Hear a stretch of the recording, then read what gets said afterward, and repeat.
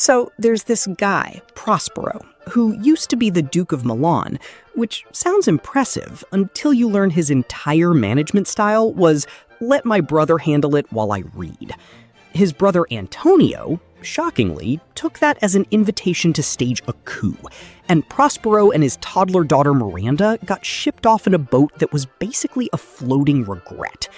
They washed up on a remote island, where Prospero, instead of learning a lesson about delegation, spent the next decade doing what any reasonable person would do: mastering forbidden magic and rehearsing his grudge. By the time the play starts, Miranda is 15 and has seen exactly one other human being in her entire life: her dad, which is either a beautiful bond or a mild cry for help, depending on your therapist. The island also comes with staff. There's Ariel, a spirit who got trapped in a tree by the previous island landlord, a witch named Sycorax, and who Prospero freed on the condition that Ariel now works for him indefinitely, which is less freedom and more switching landlords. And there's Caliban, Sycorax's son, the actual original resident of the island, whom Prospero taught language mostly so Caliban could complain about it more articulately, which, fair. Here's where the plot kicks in. A ship happens to sail by carrying literally everyone who wronged Prospero: his usurping brother Antonio, the king of Naples, the king's son Ferdinand, and a whole entourage of guys in tights. Prospero looks at this ship and thinks, finally, and orders Ariel to whip up a tempest, which is just a fancy word for extremely personal weather. The ship gets wrecked. Everyone survives, because Prospero needs them alive for maximum emotional damage later, and they all wash up on different parts of the island, conveniently separated so the plot can happen in parallel like a Renaissance heist movie.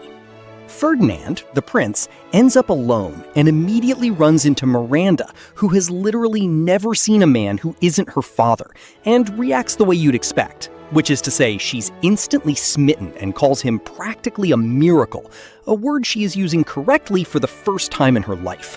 Ferdinand is equally gone for her.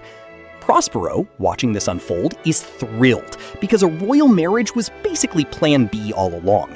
But he pretends to be furious and makes Ferdinand haul logs as a test of character, which is a very wizard way of saying, prove you're not just here for the free island.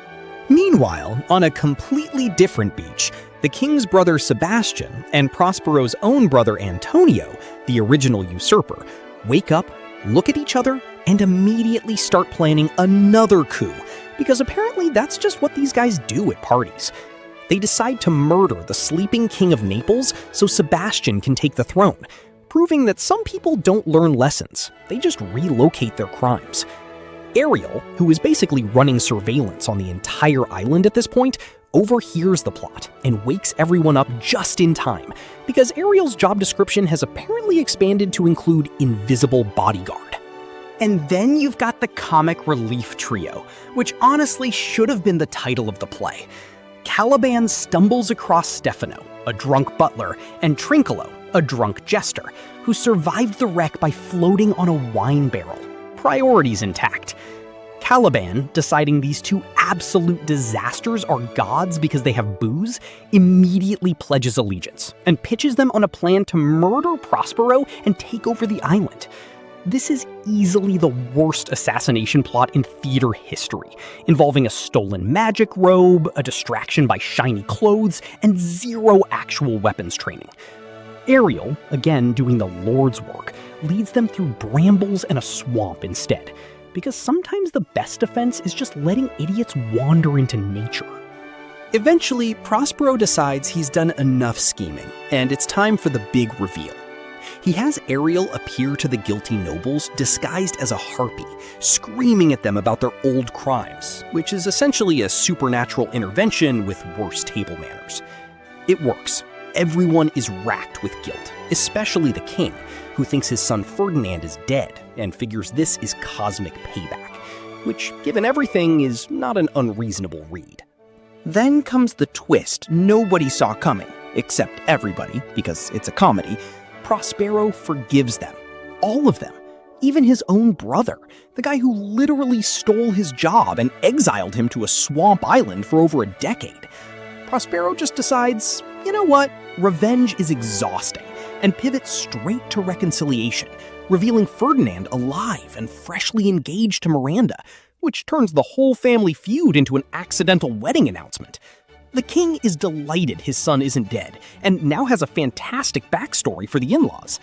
Antonio, to his credit, says almost nothing, which is either remorse or just really good at reading the room. Prospero grants Ariel freedom at last, releases Caliban to figure out his own island management situation, and in the most dramatic career change in literature, breaks his magic staff and drowns his spellbook, essentially quitting wizarding cold turkey to go back to being a regular duke who occasionally throws great parties. The play ends with Prospero literally asking the audience for applause to set him free, which is either a beautiful meta moment about the power of forgiveness, or Shakespeare inventing the mid-credits post asking you to like and subscribe.